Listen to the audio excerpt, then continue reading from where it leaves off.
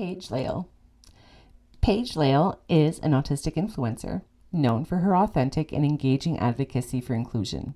As a published author, her book, But Everyone Feels This Way, How an Autism Diagnosis Saved My Life, fosters empathy and understanding. As an autism consultant, Paige offers expert guidance to enhance support for the autistic community. She is also a captivating actor and voice actor, known for her powerful performance and quick narrative skills due to her hyperlexia. As a charismatic public speaker and dynamic presence online, Paige uses her YouTube and TikTok platforms to educate, entertain, and connect with followers, dispel myths, and sharing insight on her experiences on the autism spectrum. Paige Layle. Paige Layle est une influenceuse autisme reconnue pour son engagement authentique et dynamique en faveur de l'inclusion. En tant qu'auteur publié, son livre But Everyone Feels This Way, How an Autism Diagnosis Saved My Life, encourage l'empathie et la compréhension. En tant que consultante en autisme, Paige offre des conseils spécialisés pour améliorer le soutien à la communauté autiste.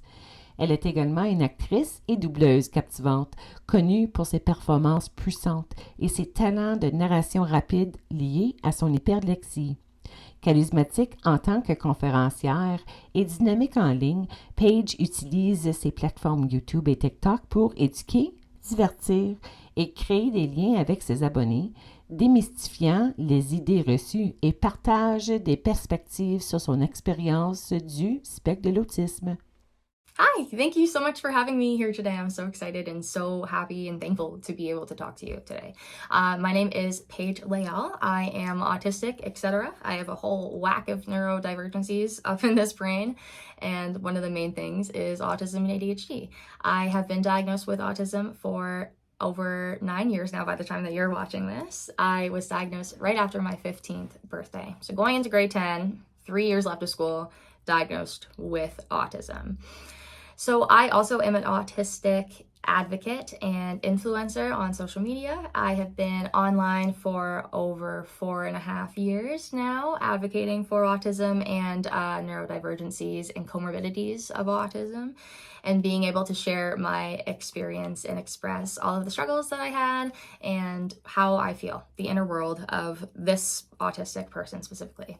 I also am a singer, actor, and dancer. I'm a public speaker, obviously, and also I'm a writer and an author. I published a book in March of 2024. It's called But Everyone Feels This Way, How an Autism Diagnosis Saved My Life, and it's about how an autism diagnosis saved my life. But anyway, that is available actually anywhere where books are sold. So thank you so much for letting me just have a little plug there. But I also really like that book, and it's really a big deal for me to see. It's really like my childhood memoir and how I felt as a kid growing up in my inner world, which then led to my autism diagnosis. But in summary, in brief, it was a lot of stress that led up to it. A specific kind of stress I think that a lot of autistic people can relate to, and specifically a lot of autistic people who were late diagnosed, like I was. Although it's almost half of my life ago, I guess, that I was diagnosed, which is why I'm so lucky I've been able to learn so much about myself and make so many more accommodations for me over this time, because it does take time once you know. It was a long time, especially most of my youth, up until 15 years old, of not knowing who I am or why I was the way that I was. And I was stressed out all of the time. That was the one thing that I could say about myself. I was so stressed. And this perpetual stress started in childhood. Now, I will say that one thing that's really important to notice in my story, and honestly in a lot of our stories of a late diagnosed autistic person, is the bottom line. The reason why you didn't get diagnosed until that late is because no one around me, none of my caregivers, no one that watched me and took care of me, knew anything about autism and knew that I was showing signs of autism, and maybe that was something that my parents could look into, or that B, what I was doing was wrong or weird or anything that needed help.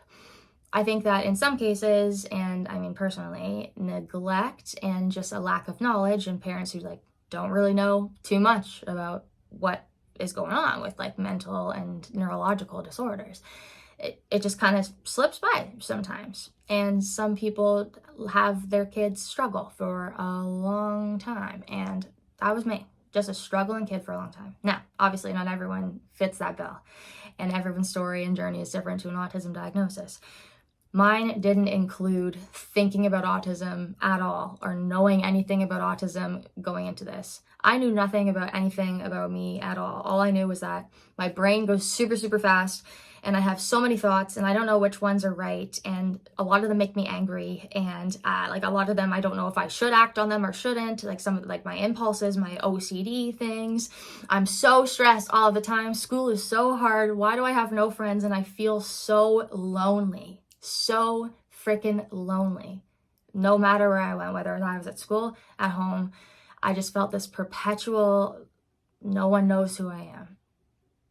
And I didn't really know who I was until I was diagnosed with autism. And then that's where it began. Before I was diagnosed with autism, I tried really hard to be a person and just be normal, but I didn't know what normal was. I don't think normal is a thing that people really sit down and tell you. Like, this is what normal is. But I tried to be whoever I thought that I was at the time. The problem with being a late diagnosed autistic AFAB me in this case was I didn't know who I was. I didn't have a safe space to be able to express my identity at this time of my life when I was so stressed all the time and felt so unsafe. I really was focused a lot on my survival, which a lot of autistic kids are. A lot of us are uncomfortable in our childhoods, are feeling like there are threats, are feeling like we aren't safe. We are not safe in some ways. And in those cases, then we are in a state of fight or flight. We're in a state of trauma. We cannot access those comfortable things. There are certain needs that have to be met first before you can kind of like develop a personality. And so as a child, I tried my best to develop a personality.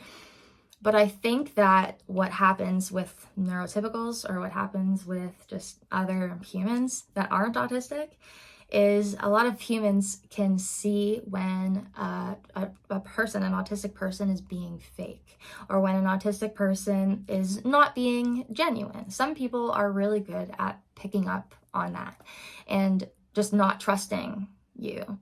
I had a lot of people who later on told me that I was like really uncanny valley, that I just didn't seem like a person. I seemed like a robot, and I kind of was. I didn't have much going on inside at all, except for stress, running around stress, like someone trying to like run around with all the file cabinets, opening and closing and sorting things and putting things in and taking them out and trying to sort back and figure out the right responses, and everything had to have a category and everything had to have a label and a name and where do I put it and what is it, because there was so much information that I was constantly having to memorize that you're unable to memorize it. You're unable to.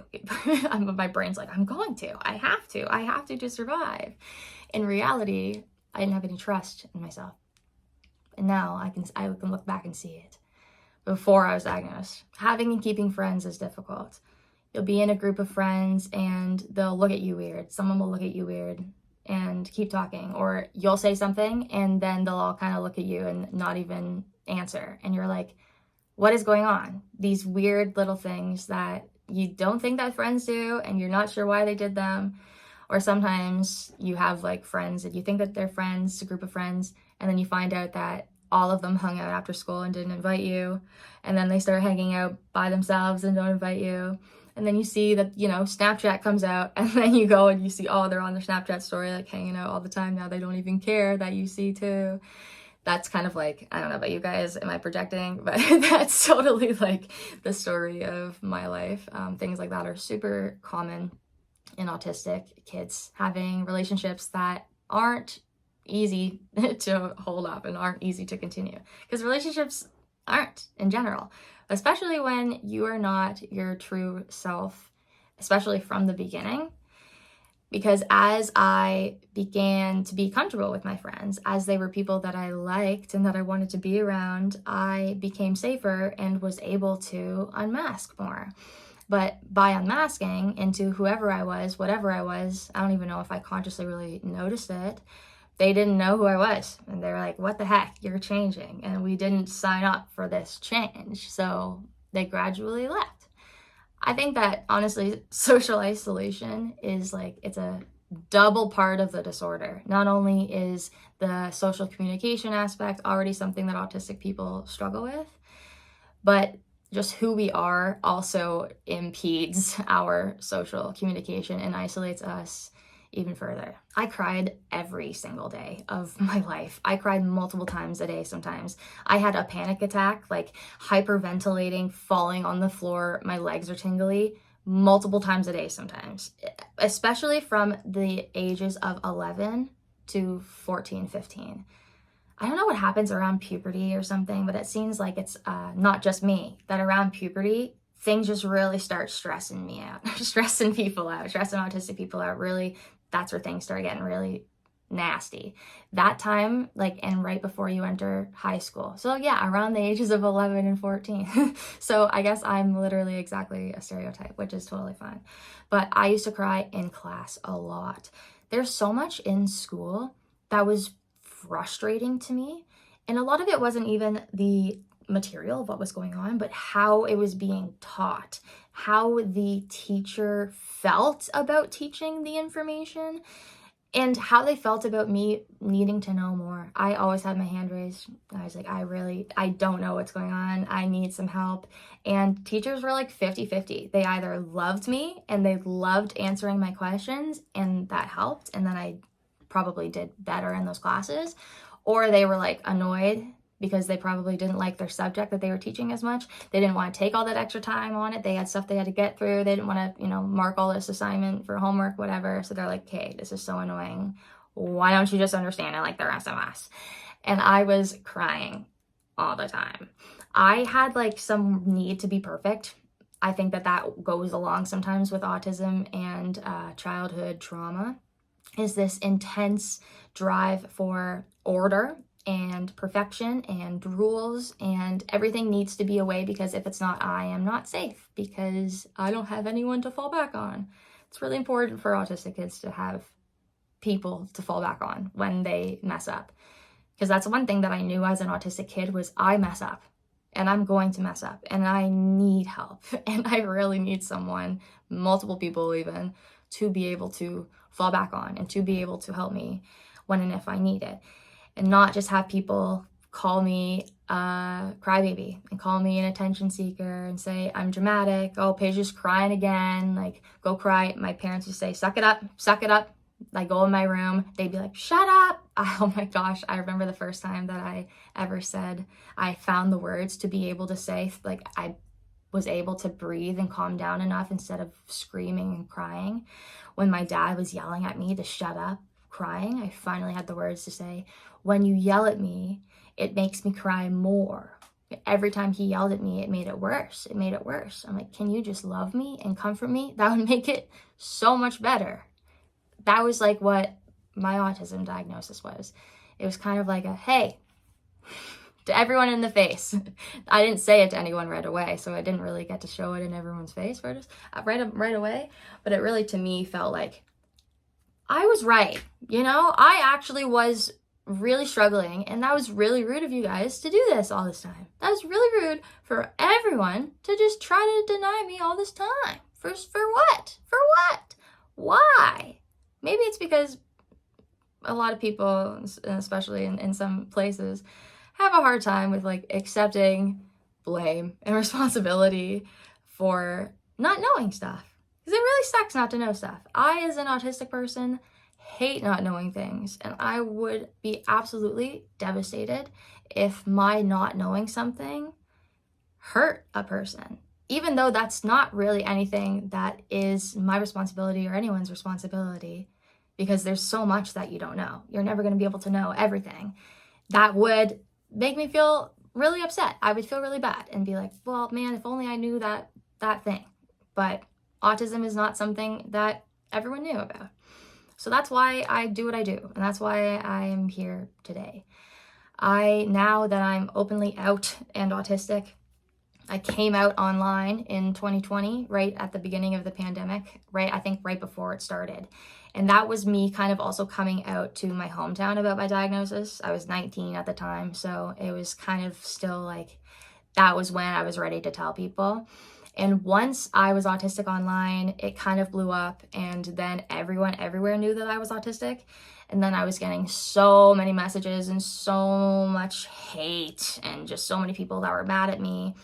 But from that built a lot of people now that could see me being confidently, or whatever I was, autistic online, just hating on people, just getting mad at people that were getting mad at me, and ableist little meanies.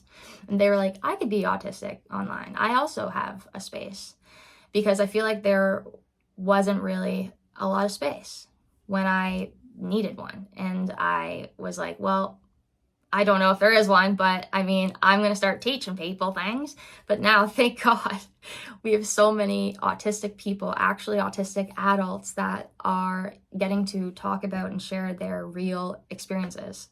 Because that's so important. For the longest time, it was just doctors, and it was parents of autistic people, and it was no first-person view of autism. It was no actual experience. It was all pathology. It was all medical. It was all, how do we cure this? It was all, this is hard for this, and this is what we see on the outside. And now we actually have so many autistic adults, which, please, I encourage you to diversify your advocacy and look up more autistic adults that are sharing their stories, that are writing books, that have blogs, that have Instagrams, and share their stories about their real life every day. Because if there's one thing that I can say, is that every autistic person is so different. Why would we all agree on everything or get along just because we're all autistic? That's kind of silly. We don't do that with any other group, so I guess that makes sense. We all come from different walks of life. We're all going to have different perspectives on things. And all of our perspectives are unique to us and worth listening to. You don't have to agree with everyone's perspective, but interesting to listen to. As I have grown up into my autism, and I've really kind of like settled in, I think I've found a sense of self. I think I know a bit about who I am. And some of my favorite things about who I am is I have been in the autism space for so long. I get to interact with and see so many autistic people. I really get to learn more about autism every single day with every single person that I talk to. And there's been a few really amazing things that have come from that. There is no one autism community, because we can't all agree on one thing. There are just a lot of autistic people with really strong opinions in different areas. And also, we have our different traumas. We have different crappy things that have happened in our lives. And that influences today how we stand up for ourselves and what we are the most passionate about.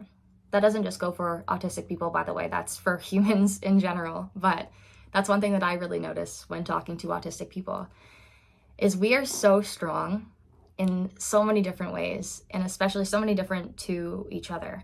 And we have such big feelings and goals and so much love that it's really, no one else has it. You don't see it everywhere else. And I love being able to sit back and listen to autistic people. I don't think that there has been an autistic person ever. Like, I love y'all autistic people. I don't think I've listened to an autistic person and been like, yep, I agree with all of those things that you say. I don't think I've ever done that with a person. It's not going to start today with autistic people, okay? And the reasons why are complex, but it's because of our autism also. I, as an autistic person, am thinking usually very specifically, and usually in a specific place that most people aren't thinking. Most people are general. Another autistic person is thinking in the same like general location, but in usually a specific in a different way. And so I see your specific, and a lot of the times I'm thinking about my specific, and so I can't even see the general. That's something that I'm so happy that I can do now, is I look back and see all of the general and see all of the different opinions and see the specifics and where they are coming from. And it doesn't even matter why. It doesn't matter why they are coming from the way that they are, but knowing that there is a place for this question, there is a place for this person. In my realm of autism community, every person is allowed to show up and make mistakes. They're not allowed to be hateful, but they're allowed to not know everything. That's like humans. That's me. I don't know everything. I would like to know more stuff. And as a kid, it stressed me out so much that I didn't know everything and that I was messing up and that I didn't know how to find the resources. And the last thing that we need as autistic people is to isolate other autistic people. We're already so lonely. And then isolating and icing us out because maybe we have small disagreements in some things. And I'm just speaking personally for me. I know that I need to zoom out sometimes and go, okay, people learn at their own pace. I can't control others. All I can do and all that I want to do is share, educate, influence a feeling, because people will change whenever they feel like they want to, whenever they feel like they're ready to learn the things. And so I want to create a good environment where people feel like they're okay to share. They're okay to learn things. They're not going to get absolutely demolished if they have a real human life experience. Because this is where the real magic happens and the real learning happens, is when all of us autistic people get to come together and share our experiences from our real life perspectives. And then you really learn what autism is. My favorite analogy, and this is why I use it, but a bee is my logo and my thing, and I'm like a bee amongst all the flowers. I'm always surrounded by flowers. But I use a bee as an analogy because every single bee is so different and individual, although they are all operating as like the same kind of operating system. They all go about their day differently. They're all touching different flowers, and they all come back to the hive. And the hive is like, this is what autism is. And each of those bees are really important and cool. Also, bees and autism, actually, bees operate like autistically, apparently. There's like studies on this. So I got to look a little bit more into that too.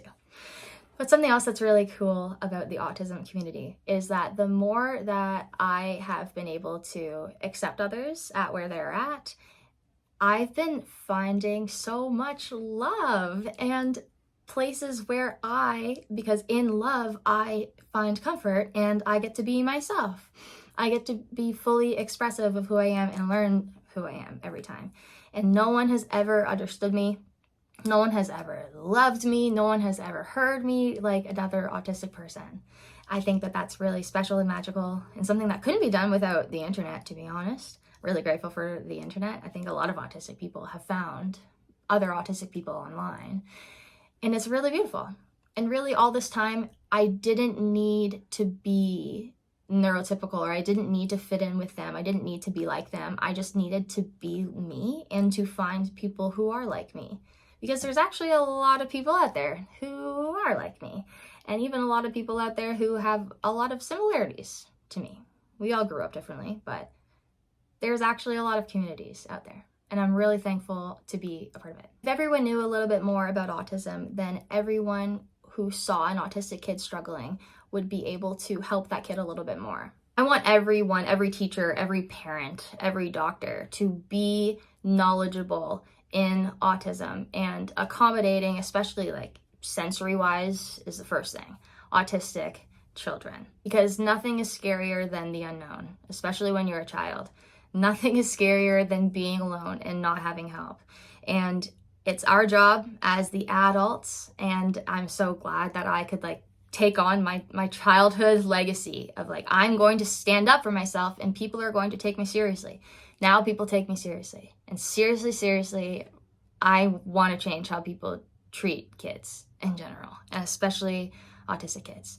So thank you so much for being here and for listening to me.